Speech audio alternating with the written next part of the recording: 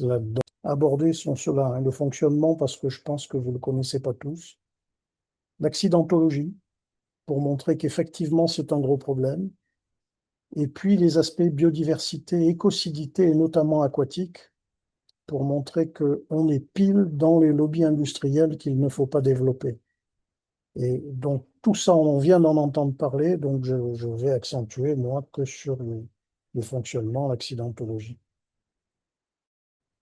Les scientifiques sont là. On a monté ce groupe, hein, le collectif de scientifiques, et on est, on touche en gros à l'ensemble des thématiques euh, nécessaires à la méthanisation. Encore une fois, tout ça, vous allez le voir. On n'est pas caché, personnellement, on se met en avant, contrairement à nos contradicteurs. Hein, on dévoile nos noms, on donne nos adresses e-mail et on discute et on n'a pas peur de confronter les opinions. Voilà, la méthanisation a un fonctionnement on va dire, qui est digne du génie des procédés chimiques et on met ça dans les mains d'agriculteurs. Donc, en principe, lorsqu'on est un grand industriel et qu'on veut économiser un peu d'énergie, on peut faire un peu de méthanisation et on a des ingénieurs chimistes qui gèrent. Aujourd'hui, la méthanisation se développe. Alors, j'étais à mes dômes ici, hein, qui ont des belles coulures sur le côté, qui montrent qu'il y a des émissions partout de gaz à effet de serre, de gaz à effet sanitaire. Et on met ces gros engins dans les mains des agriculteurs. Et les agriculteurs sont évidemment pas formés pour ça.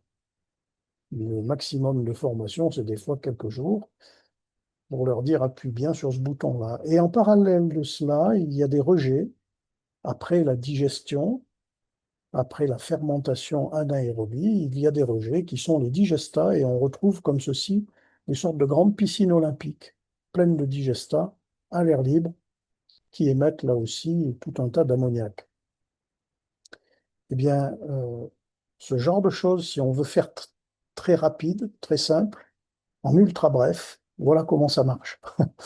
On met des intrants, alors de la biomasse, hein, n'importe quoi, mais surtout du maïs, parce que c'est très méthanogène, ce qui explique qu'en Allemagne, ils ont 11 000 méthaniseurs et des champs de maïs à perte de vue, à tel point que Madame Merkel a commencé à arrêter la méthanisation en Allemagne.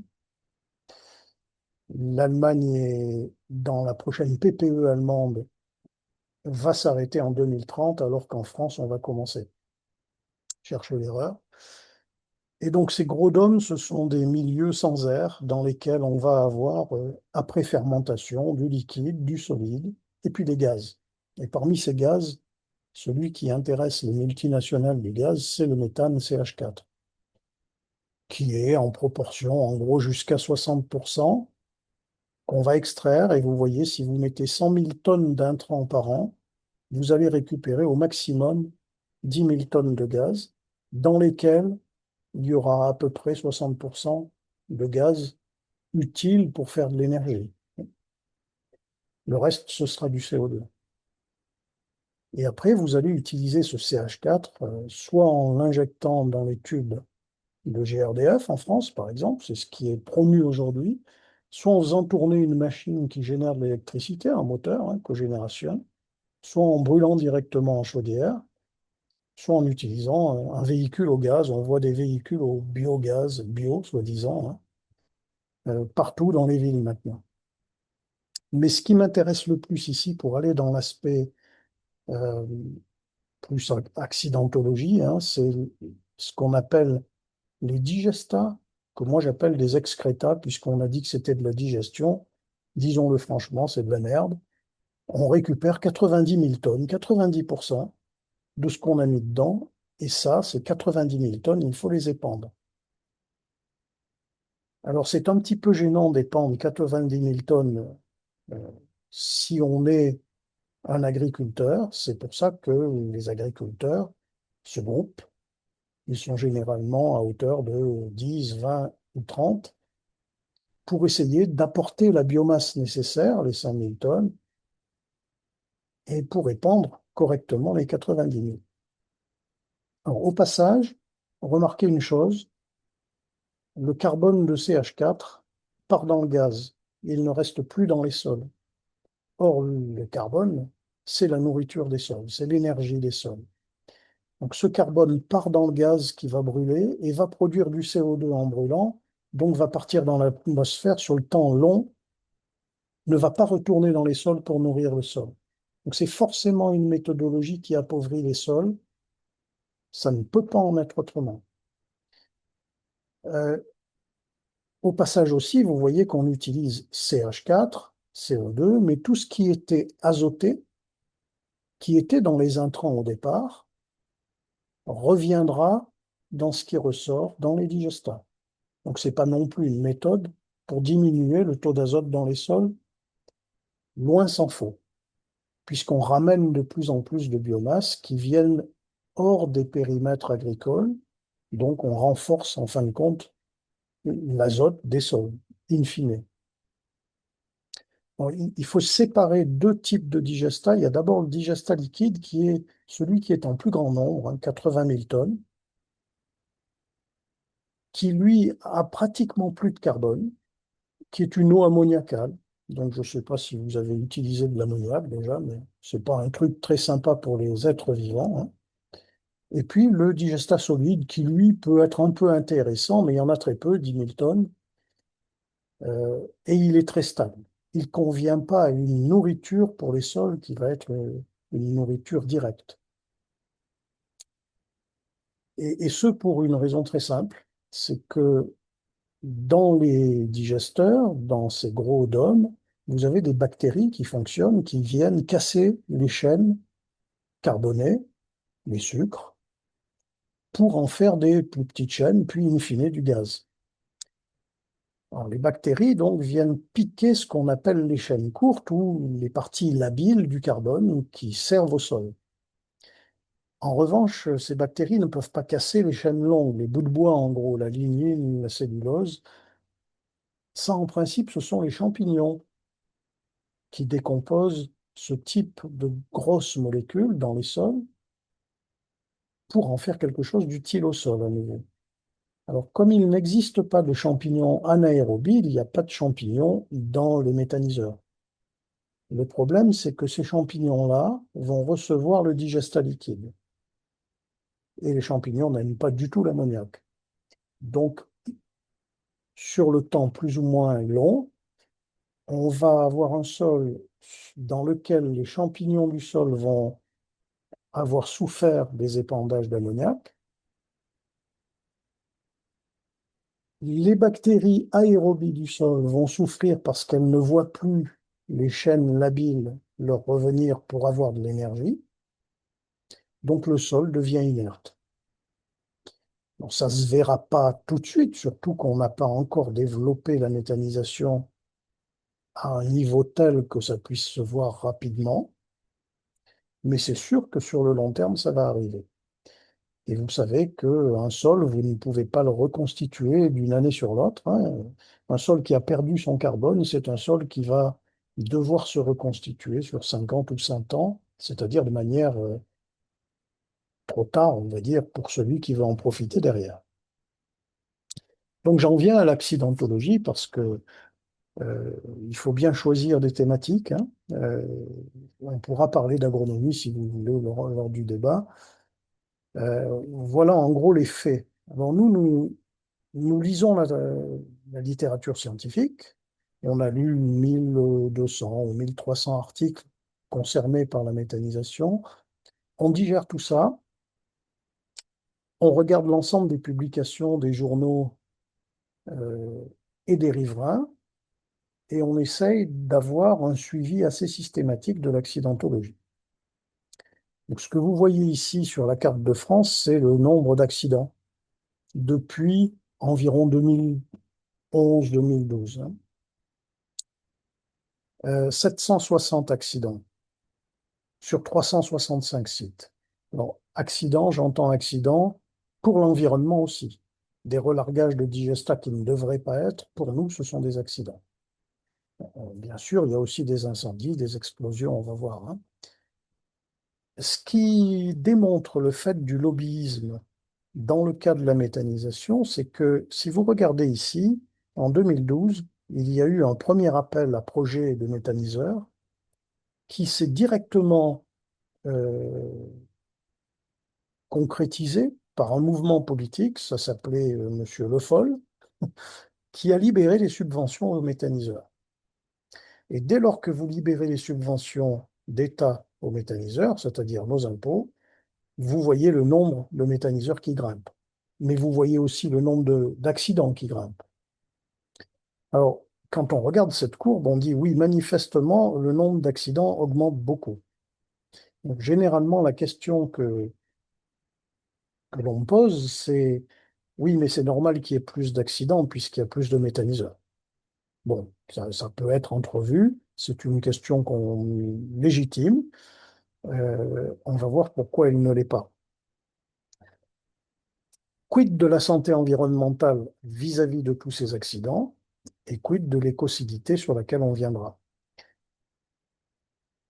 Donc jusqu'en 2014, on va dire avant qu'il y ait un élan ou une promotion sévère de la méthanisation, on avait à peu près 5,8 accidents pour 1000 méthaniseurs par an.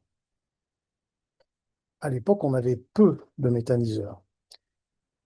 Depuis 2015, si on fait la moyenne sur toute l'accidentologie, on a 41 accidents pour 1000 méthaniseurs par an.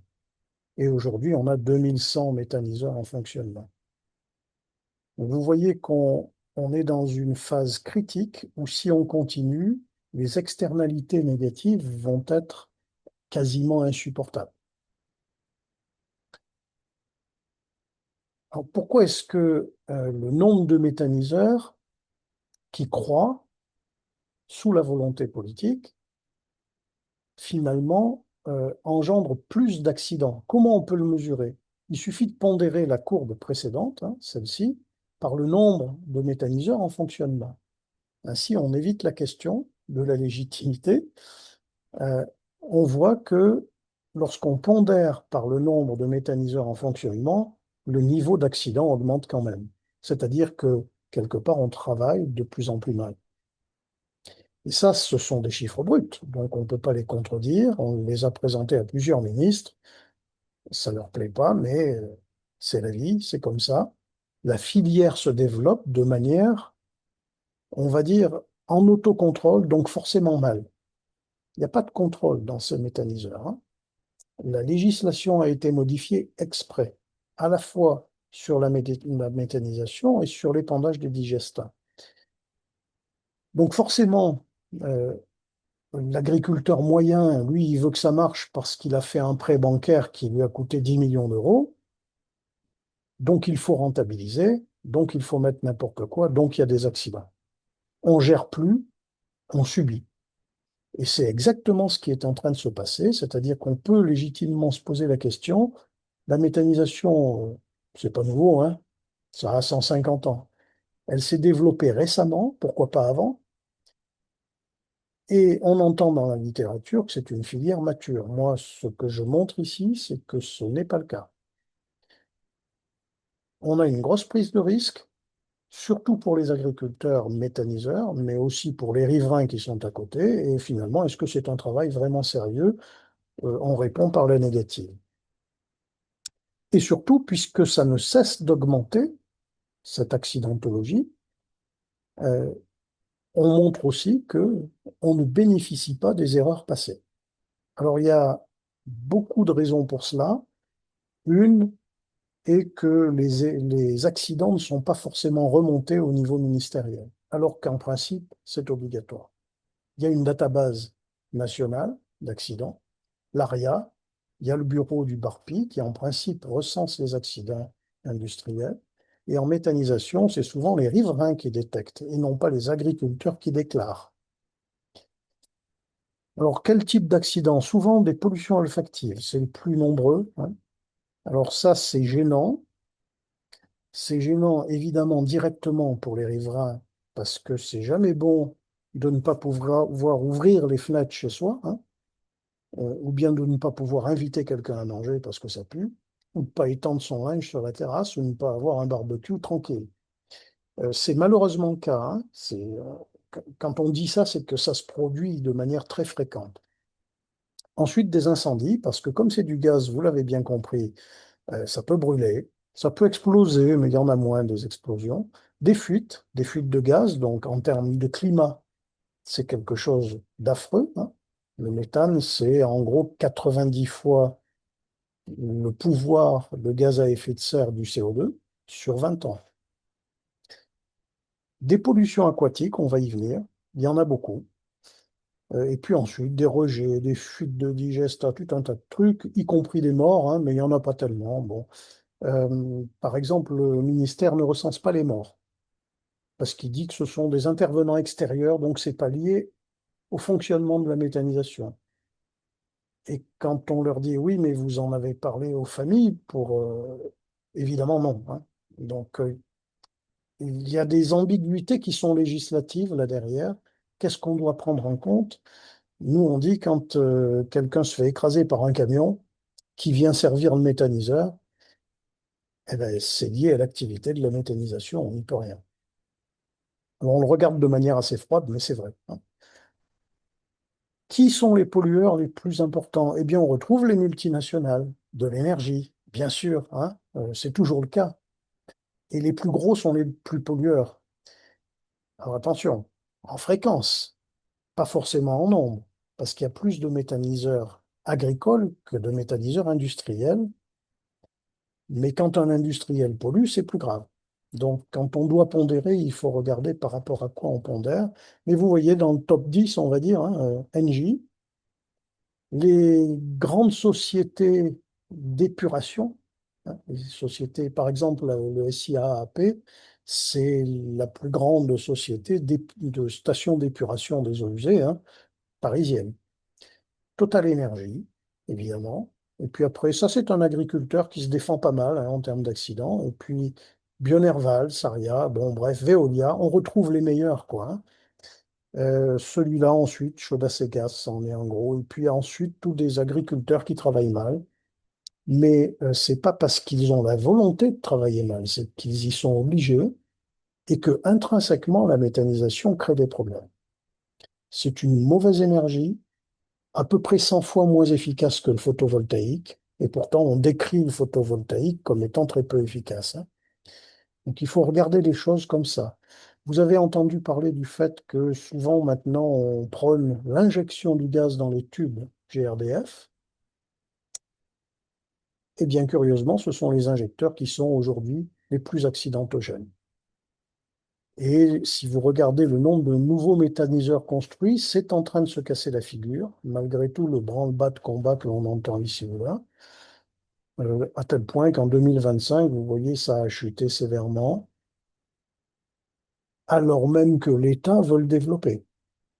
Et il y a une raison fondamentale à ça, c'est que les agriculteurs ont bien vu que ce système-là, ça marche pas, que ça crée plus de problèmes que d'intérêts.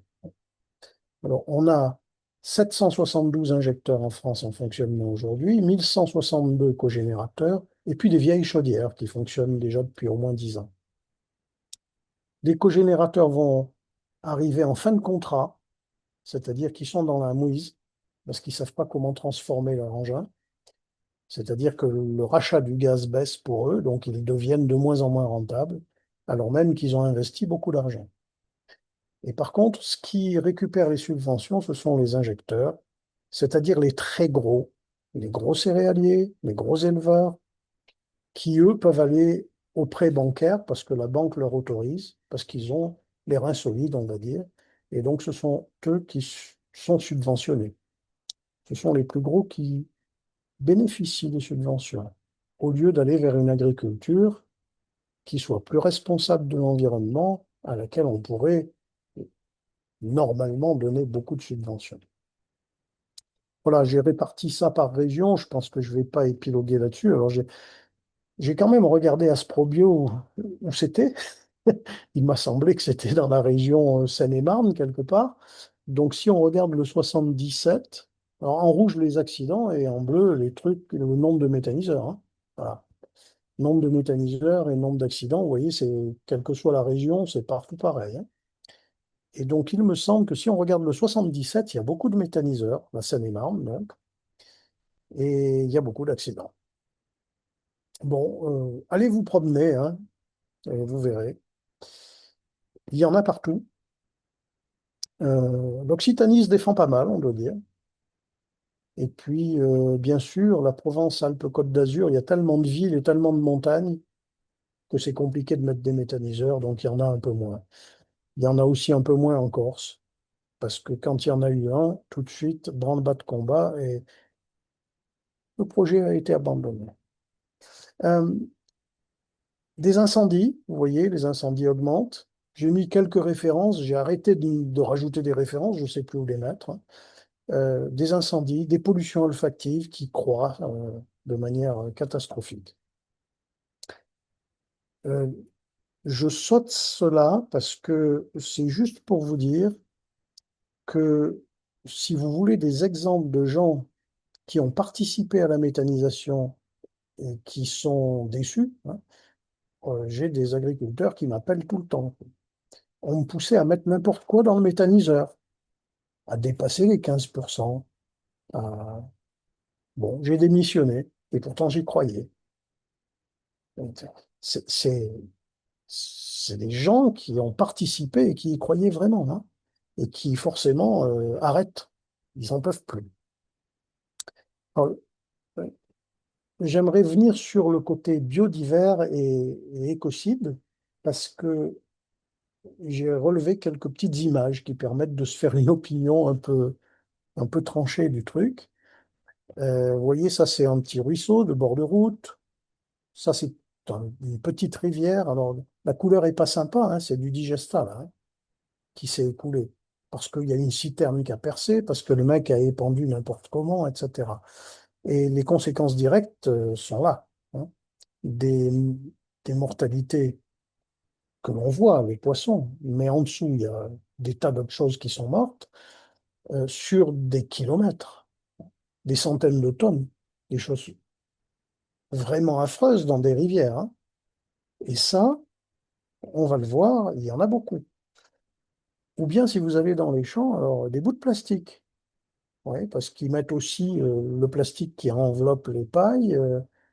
Toutes les enveloppes plastiques partent dans le méthaniseur, quoi. Elles sont plus ou moins hachées, mais on les retrouve. Elles ne sont pas digérées, elles, hein. Donc on les retrouve partout dans les champs. Voilà, on zoom ici. Et puis ensuite, vous avez la mortalité de certains insectes. Alors là, vous tapez YouTube méthanisation ruche ou abeille, et j'ai fait une vidéo, hein. Vous les voyez mourir à l'arrivée quand il y a des épandages, parce que l'ammoniac, c'est pas bon non plus pour elles, hein, et pour les vers de terre non plus, qui sont là.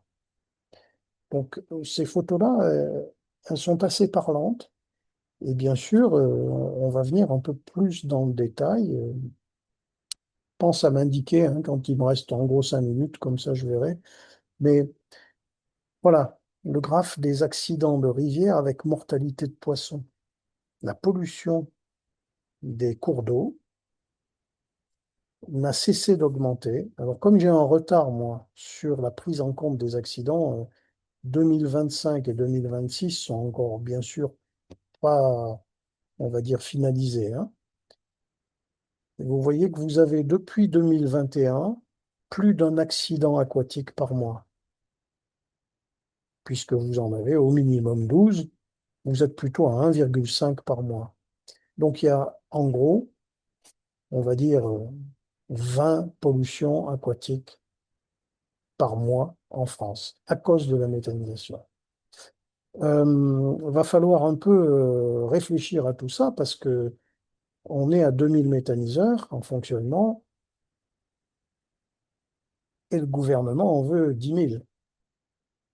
Donc vous voyez que ça va créer des problèmes. Je cite que les problèmes de biodiversité et d'écocité. Les vers de terre, par exemple. Donc, comme on suit la littérature, lisez pas tout, hein, mais euh, clairement, les vers de terre sont des animaux qui contribuent au bien vivre des sols.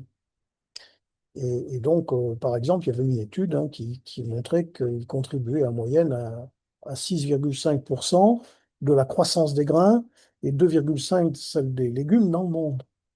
C'est effroyable, hein, le tonnage représenté par les vers de terre, c'est quelque chose de formidable. Alors nous, on a la chance d'avoir le spécialiste au monde, d'ailleurs, qui est en Colombie maintenant, en retraite, sur les vers de terre, et il nous alimente avec des choses comme ça. L'effet de l'épandage des digestats sur les vers de terre, c'est une décroissance des populations et de la répartition des espèces, mais direct. Ça se voit, il y a plusieurs études là-dessus. C'est 30% de décroissance en plus par rapport à un épandage de lisier traditionnel qui n'est pas bon, hein. Mais si l'épandage de lisier est pas bon, il faut pas faire pire. La toxicité rapide, bien plus rapide qu'avec les lisiers, et donc plus difficile à réparer, bien sûr. Même des espèces telles que Eisenia, qui sont des espèces assez costauds parce que ce sont celles qu'on retrouve dans les composts, euh, en bavent aussi avec les épandages de digestats. Donc, clairement, alors j'ai pris une, deux, trois, quatre, cinq, six études là, mais de plus en plus on en retrouve. On les lit, on les digère, et voilà. Alors bien sûr, il y a digesta et digesta. Si on prend des digestats qui viennent de méthaniseurs territoriaux où on met des déchets ménagers, c'est bien pire parce qu'il y a d'autres résidus à l'intérieur. Si on met des digestats de bout de station d'épuration, c'est bien pire parce qu'il y a des résidus de métaux lourds, souvent du platine. Mais il y en a d'autres, il y a des mercures, et puis il y a des résidus qui sont des pesticides, bien entendu, partout. Au cadmium, par exemple, hein, vous savez que dans les pesticides des pommes de terre, il y a beaucoup de cadmium. Et le cadmium ne part pas dans le gaz, hein, il est récupéré dans les digestats. Donc vous avez un effet de concentration sur les sols, puisqu'on va chercher des résidus hors du périmètre agricole et on les ramène et on les digère et on épand sur les sols. Donc le cadmium va se concentrer. Et s'il se concentre dans les sols, il va évidemment ruisseler ou s'infiltrer dans les nappes phréatiques. Donc, c'est un effet direct. Alors, il y a un effet direct qui est encore plus visible, c'est l'effet de l'azote, puisqu'il y a aussi concentration de l'azote, et ça, on le voit très bien en Bretagne, hein. Il y a la, la région, disons, emblématique pour la méthanisation en France, c'est la Bretagne. La première à avoir développé ça, et en réalité, il n'y a pas d'autre région en Europe où on a développé autant la méthanisation, donc c'est difficile de comparer, sauf en Pologne, il y en a eu.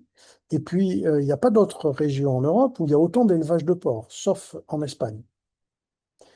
Eh bien, si vous allez, par exemple, dans la baie de Rosas, hein, vous avez beaucoup d'élevage de porcs en Espagne, il n'y a pas de méthaniseurs, il n'y a pas d'algues vertes. En Bretagne, vous avez des méthaniseurs et des algues vertes. Pourquoi? Parce que l'azote qui a été métabolisé dans le fermenteur est un azote très labile. Donc, dès qu'il va arriver dans les sols, il va pénétrer l'ensemble des nappes et se retrouver, bien entendu, alors, s'il y a la mer assez proche comme en Bretagne, se retrouver sur les côtes. Donc, il y a un effet direct. On pourrait dire un peu des choses équivalentes sur les champignons. Alors, à la fois les champignons macroscopiques et microscopiques des sols, hein, mais on a vu des tas de choses là-dessus. Alors, bon, d'abord, Professeur Daniel Châtonnier, oui, désolé de vous, oui, oui. de vous interrompre. Il ne nous reste plus beaucoup de temps, à peu près 5 minutes déjà. Ok, ben voilà, ça va être bon. Euh, Ces choses-là sont visibles. Les épandages de digestat sont pas bons pour certaines cultures, peut-être acceptables pour d'autres, mais très souvent on voit ce genre d'article où il y a destruction d'une partie des champignons du sol. On peut dire la même chose sur la diversité microbienne. Donc là, on peut essayer de lire d'autres choses aussi, hein. J'ai sélectionné, mais par exemple, on voit des antibiotiques dans les digestats, forcément, et ceux-là vont diminuer, et c'est bien logique, la diversité microbienne du sol, lorsque le sol aura été épandu avec du digestat. Par exemple, on voit des espèces telles que les Clostridies sporulentes, qui sont des espèces qui peuvent donner le tétanos, hein, qui sont assez mauvaises. Euh, la diversité est clairement beaucoup plus importante dans un compost que dans un sol épandu avec des digestats. Les insectes en bénéficient, je vous avais parlé des abeilles. Bon, euh, vous en verrez de partout, ça, hein, des exemples. Il n'y a que les mouches qui résistent, et encore. Euh, les mammifères, et puis bien sûr les mollusques, hein. Euh, tout ce qui est mollusques de rivière est assez sensible aux pollutions, et donc c'est un bon critère. Quand il n'y a plus de mollusques, il faut aller voir les méthaniseurs du coin. Les oiseaux, puisqu'ils nichent aux mauvaises périodes, donc aux périodes où on va récolter la biomasse pour le méthaniseur, c'est au printemps. Et donc là, il y a des oiseaux nicheurs qui vont se faire ramasser, et donc qui nicheront plus. Les poissons, les crustacés, on en a déjà parlé. Et enfin, les végétaux eux-mêmes, puisque les digestats sont chargés de tout un tas de choses. Je vous parlais des métaux lourds, mais il y a des tas de résidus médicamenteux et autres qui vont venir perturber la croissance des plantes. Donc même ce qui est en principe euh, donné comme exemple d'utilisation du digestat, le blé, le riz, le maïs, etc., même ça, c'est pas évident, hein. Quand on lit les études, on voit bien que, alors souvent en plus les études font intervenir parmi les auteurs ou parmi les financeurs des gens des multinationales. Donc l'aspect juge et partie qui rejoint le côté juridique de tout à l'heure, hein, est clairement là. On le voit, hein. On le voit et on peut décrire des exemples. Les plastiques aussi sont importants parce qu'ils vont tuer la faune la macrofaune, on va dire, mais ils sont aussi capables d'augmenter les modifications génétiques microbiennes et d'augmenter les transferts horizontaux des gènes modifiés. Parce que dans les plastiques, lorsqu'on décompose, on fait apparaître des substances qui sont proches de certains effets qui permettent aux transferts horizontaux d'être beaucoup plus labiles. Alors ça, ce sont des choses qui nous font penser un peu à des méthodes d'apprenti sorcier. Euh, il n'y a aucun contrôle, si ce n'est l'autocontrôle. Donc en réalité, toute la partie législative est à revoir. Voilà, donc merci pour m'avoir écouté. Et puis, vous voyez, il y a des tas de liens. Je mettrai tout ça à disposition et j'espère qu'Asprobio a un endroit peut-être où disposer de l'ensemble de ces choses-là, sachant qu'on a un site, hein, qui est celui-là, cnvmch.fr. Il y a des tas de choses dessus, des tas de témoignages qui vous permettent de vous faire une opinion peut-être un petit peu plus réelle que celle que l'on entend à la télévision ou dans les journaux. Merci à tous. Merci, professeur, pour cette brillante communication qui nous a permis de mieux saisir la problématique de la méthanisation. Personnellement, j'ai été beaucoup enrichi sur la notion. C'est la première fois que je la découvre, la question de la méthanisation. Et par elle, je découvre que c'est une technique très utilisée, notamment en Allemagne, en matière agricole, mais qui est également porteuse de bien des dangers pour la problématique, notamment liée à la qualité de la production agricole. C'est un paradoxe. Alors, pendant que la méthanisation est porteuse de tensions pour la sauvegarde de l'agriculture, le gouvernement français, en l'occurrence, lui, s'attelle davantage à accroître le développement de la méthanisation. Un véritable paradoxe. Alors, pendant qu'il va se battre à interdire, d'une part, les pesticides, il va de l'autre côté se battre, lui, également à promouvoir la méthanisation. Un véritable paradoxe. Alors, même, moi, j'ai une question pour sortir de là. Que faut-il faire sur la méthanisation? Faut-il mieux encadrer? Il faut-il simplement supprimer? En analysant le coût, revenu-bénéfice, le coût en jeu ou les avantages et autour de la méthanisation et de ses inconvénients, que faut-il faire? Juste mieux encadrer ou alors tout simplement l'annuler? Alors, bon, ma réponse est assez catégorique, hein. C'est la dernière de vos hypothèses, mais euh, pourquoi? Parce que là, je n'ai abordé que deux ou trois aspects qui me semblaient être dans le focus de Asprobio. Mais pourquoi est-ce que ça n'a pas de sens de la développer? Parce que, à nouveau, l'énergie que l'on retire aujourd'hui de l'ensemble des méthaniseurs en France, c'est même pas un cinquantième du gaz naturel que l'on consomme. Ça veut dire qu'aujourd'hui, on a une consommation de gaz en France, hein, qui est de l'ordre de 500 TWh. Ça évolue un peu d'une année sur l'autre, s'il fait plus chaud, moins chaud. Bon. Sur ces 500 TWh, la méthanisation vient jouer pour même pas 15. Donc on doit se poser la question, les 15, à quoi ils servent? Et les fluctuations sont plus grandes que les 15. La méthanisation ne fait rien là-dessus. Par contre, dès qu'on a eu, par exemple, pendant la période Covid, dès qu'on a eu des gens qui se sont un petit peu assagis en termes d'énergie, alors là, tout de suite, la consommation dégringole. Et ben, c'est ça qu'il faut faire. La méthanisation ne joue pas. 2000 méthaniseurs, même pas 20 TWh. Donc ça n'a pas de sens. Énergétiquement, ça n'a aucun sens. Euh, Biodiversitissement, d'un point de vue biodiversité et écocidité, ça n'a pas de sens non plus, je viens de vous le montrer. D'un point de vue climatique, ça émet plus que l'utilisation du gaz naturel. Pour ça, on a fait des études et on l'a montré, hein. En gros, 5 à 6 fois plus. Donc, ça n'a pas de sens climatique. Ça n'a pas de sens agronome, hein. Les sols sont détruits. Donc, l'agronomie est foutue. Ça n'a pas de sens non plus parce que il faut faire pousser des plantes pour pouvoir enrichir. C'est comme ça qu'aujourd'hui, les politiques jouent la méthanisation en France, hein. Il y a qu'elle était vue comme une résorption de déchets au départ. Ça, c'était le prétexte. En Bretagne, on a beaucoup d'effluents, on les utilise. Oui, mais les effluents sont des matières qui ont déjà été digérées. Donc, elles produisent très peu de gaz, en fait. Donc, si on veut bénéficier d'un atout financier en étant agriculteur, il ne faut pas mettre des effluents, il faut mettre du maïs. C'est lui le plus méthanogène. Donc, c'est des cultures supplémentaires qu'il va falloir forcément fertiliser.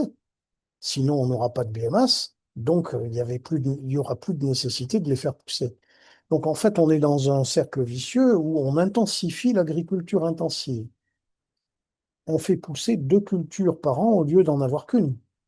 Parce que dès que la culture, on va dire vivrière, si elle est toujours vivrière, dès que la culture vivrière est arrachée, on plante autre chose pour avoir de la biomasse au printemps prochain.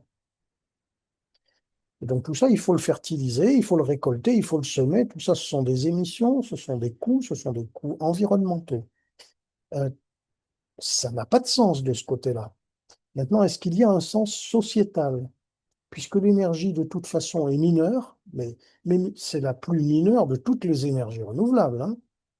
Et quand je dis renouvelable, j'imagine que je vais avoir assez de biomasse, mais il n'y en aura pas assez pour tout le monde. Donc, cette énergie-là, elle pourrait avoir un sens si vraiment on utilisait des vrais déchets.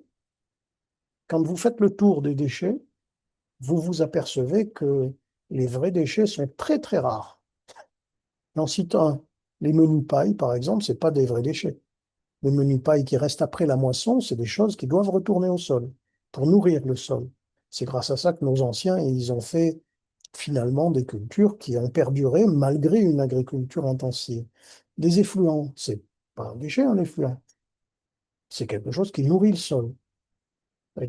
Les épluchures de légumes, c'est pas des déchets, ça va dans le compost, ça nourrit le sol, etc. Il y a des tas de choses comme ça dont on dit qu'ils sont des déchets pour servir de prétexte à des constructions de méthaniseurs, à des productions énergétiques.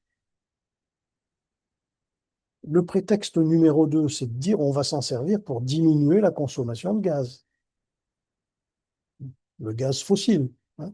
Avant, on l'appelait naturel. Quand il fallait le promouvoir, on disait c'est du gaz naturel. Maintenant, on l'appelle fossile parce qu'il faut promouvoir le biogaz. Mais ça n'est pas le cas, ça n'a pas diminué. Donc, on développe la méthanisation et ça diminue pas. Donc, il n'y a pas de sens. Il faut remplacer les énergies fossiles. Et on ne le fait pas parce que la méthanisation, on ne peut pas le faire. Donc, le non-sens est à de multiples endroits. Et le dernier endroit, ce sont les subventions. Si vous regardez, aujourd'hui, il y a eu 18 milliards de subventions sur la méthanisation, hein. C'est la Cour des comptes qui dit ça. 18 milliards. Pour faire quoi? 20 TWh par an? Ça n'a pas de sens. Un méthaniseur dure 20 ans. Parce qu'après, il est corrodé, il y a des fuites partout. Donc, sur 20 ans, euh, une maison qui est bien isolée, elle dure 100 ans.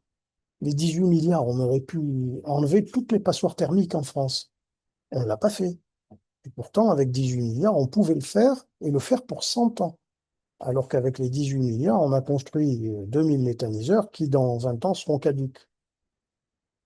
Donc, c'est un très mauvais emploi des subventions, c'est-à-dire de nos impôts, hein. Euh, Ça n'a pas de sens. Il n'y a aucun sens là-dedans. Le seul sens que j'y vois, c'est celui des actionnaires.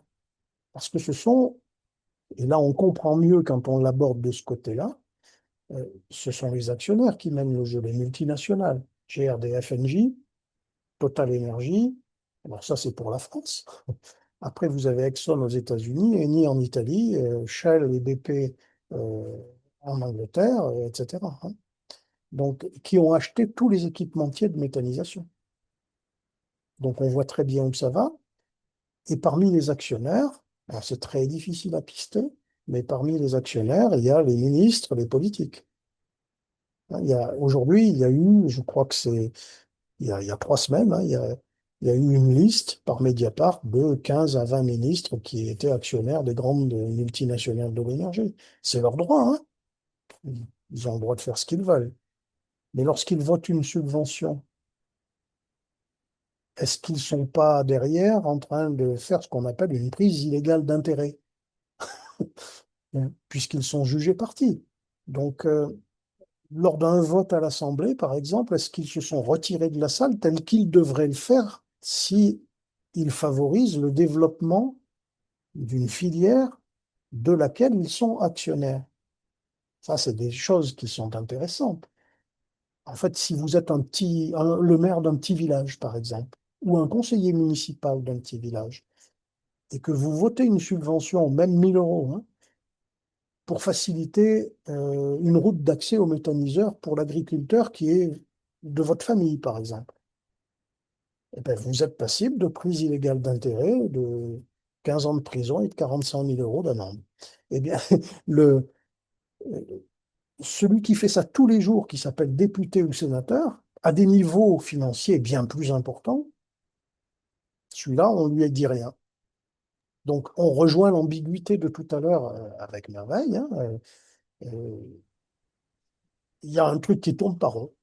Et la méthanisation, c'est un exemple emblématique de ce qui tourne pas rond. On pourrait citer l'éolien et le photovoltaïque, car la construction politique est un petit peu similaire, mais comme ces deux techniques-là produisent beaucoup plus d'énergie que la méthanisation, il faut voir les choses à une échelle un petit peu supérieure. Mais la méthanisation est en train de foutre nos sols en l'air pour un long terme. Elle bouffe nos sous et elle produit pas d'électricité, enfin pratiquement que dalle, quoi, ni de gaz. Donc voilà, ma réponse, elle est là, hein. Je crois que n'importe quel Professeur, commun des merci. mortels aurait une conclusion directe avec ça.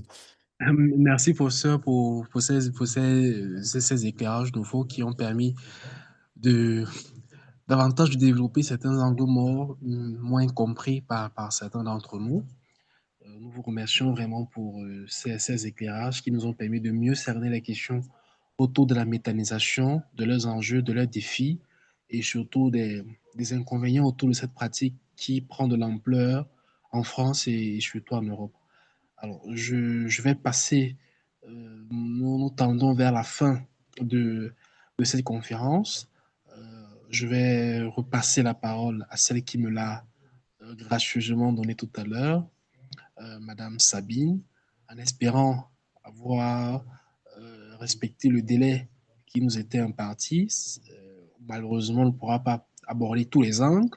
Je crois qu'il faudra reprogrammer une autre séance, une autre session de conférence autour de la protection de l'environnement pour repenser et reparler de ces questions qui demeurent actuelles, pertinentes et surtout euh, très intéressantes pour notre quotidien et celui des générations à venir. Alors, Sabine, je te repasse la parole en te remerciant et en te félicitant pour l'organisation de cette conférence. J'espère que nous aurons l'occasion dans le futur de reparler très prochainement des questions liées à la protection de l'environnement. À toi et à tous les autres conférenciers et participants, bonsoir et merci pour votre patience et vos échanges. Sabine, je te repasse la parole. Merci. Ben, merci pour l'excellente modération de la conférence.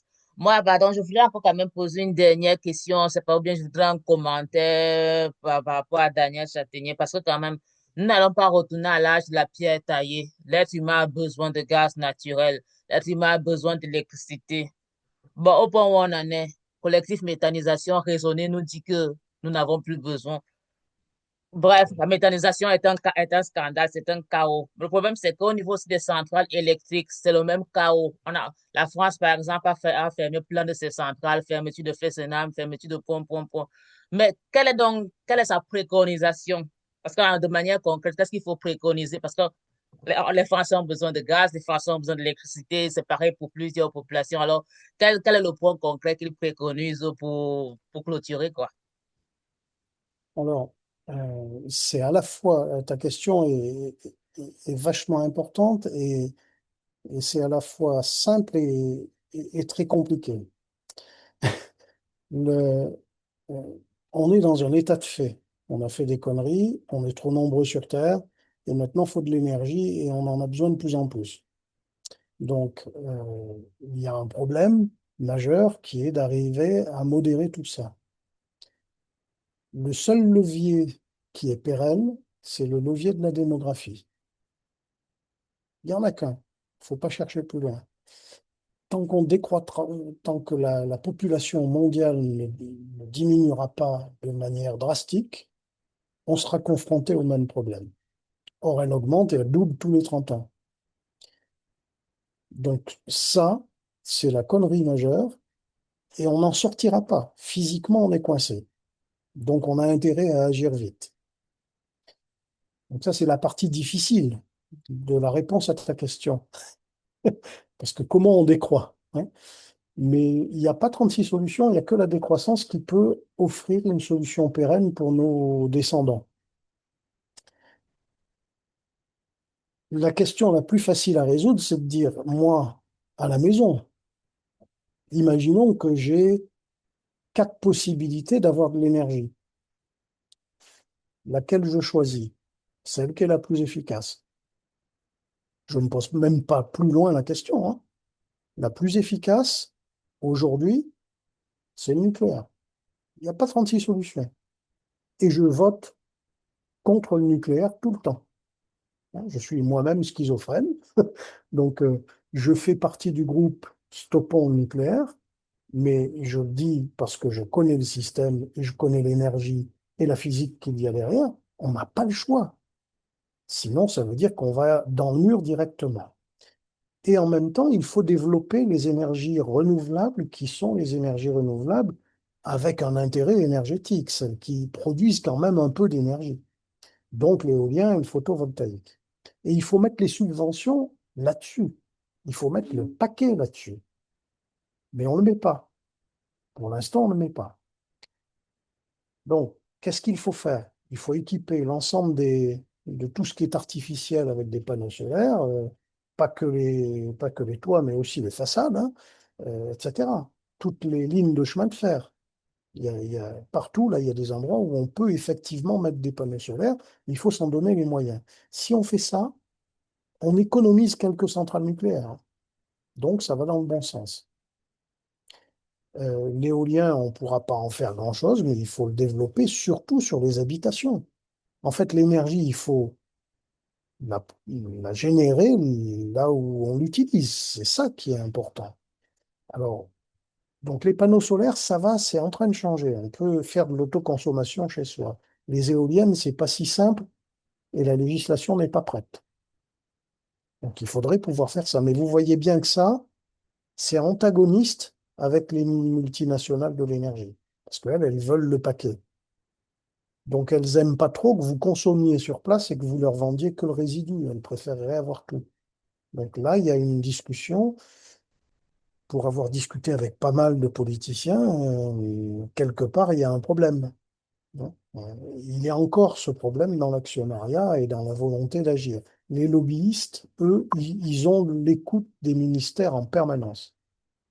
Pas ceux qui, pas nous, ceux qui réfléchissent en termes d'énergie, en termes des scientifiques, hein, de manière générale. Eux, on peut frapper, nous, hein, au ministère, mais on a la porte qui s'ouvre de temps en temps. On a une oreille qui est le sous-chef du cabinet du ministre, et puis voilà. Les lobbyistes, M. Pouyanné, hein, il appelle le ministre demain quand il veut, quoi. Donc, c'est pas pareil. Et on en est là, hein. Donc, la question a été soulevée par merveille, hein, et je crois que c'est ça le problème. Alors, malgré tout, ben, il ne faut pas baisser les bras, il faut le faire à son niveau, tel qu'on peut, tel qu'on le fait nous, mais tel que vous le faites vous aussi. Il ne faut surtout pas baisser les bras parce que déjà, quand on ne les baisse pas, il y a des problèmes. Donc, si on les baisse, ça va être pire. Mais clairement, hein, la méthanisation, c'est un truc vicieux et il y a quelques petits méthaniseurs qui sont vertueux. Donc, ceux-là, je pourrais vous en citer quelques-uns. Mais honnêtement, ça sert à rien, c'est tellement épistolaire, c'est un chouïa, c'est rien du tout. Donc, je vais même pas aller agresser les agriculteurs qui font ça bien en leur disant que de toute façon, intrinsèquement, c'est une connerie. Je vais pas me battre pour quelques gigawattheures qui traînent. C'est pas ça le truc. C'est l'engouement de la méthanisation avec l'ensemble du protocole et l'artifice complet, comment c'est construit d'un point de vue État et européen. C'est ça qui est le plus grave. Parce que, à nouveau, hein, ça conditionne notre futur parce que les sols vont en pâtir. Je pourrais dire la même chose de la pyrogazéification, ça ce sera pour les bois. De la gazéification hydrothermale, c'est tous les résidus de lignine et la méthanation. Tout ça, hein, attention, hein, GRDF Natran, ils ont une prospective pour 2050 qui est de 350 TWh de biogaz avec ces quatre techniques qui vont bouffer. L'ADEME a publié ça, hein. Donc ça va représenter en gros un tiers des forêts qui vont, je ne sais plus dans quel sens, un tiers des forêts et la moitié de la surface agricole utile française. Donc le bio là-dedans, il va avoir du mal, hein. D'accord, merci. Est-ce que quelqu'un aurait encore voulu poser une ou deux questions avant qu'on ne clôture? Je sais pas, il y avait Lénora qui avait levé la main tout à l'heure. Est-ce que tu as encore une question ou bien c'est bon?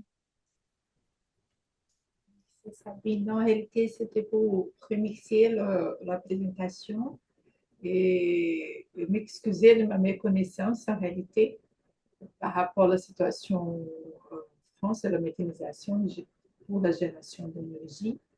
Je ne savais même pas que c'était autorisé l'épandage de digestat. C'est terrible. Il n'y a pas de sens. Et C'était ça. il te faut aller voir aux États-Unis, parce qu'il y a un autre type de méthanisation aux États-Unis. Les fermes sont beaucoup plus grandes. Et en fait, elles sont construites dans des endroits où il n'y a que des petites peuplades avec des gens généralement sans, sans finances, hein. Et eux, pour eux, l'ensemble des cours d'eau est pollué, il y a tout un tas d'effets négatifs.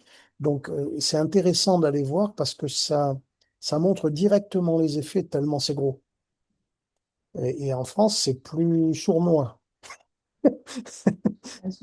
mais c'est la même chose. D'accord, merci à tous. Je pense qu'il n'y a plus de questions, sauf si j'ai zappé. Normalement, tout est bon. Bon, c'est vrai qu'il y avait des micros bloqués, mais bon, on a quand même dit l'essentiel. Normalement, les vidéos seront disponibles sous peu, donc je dois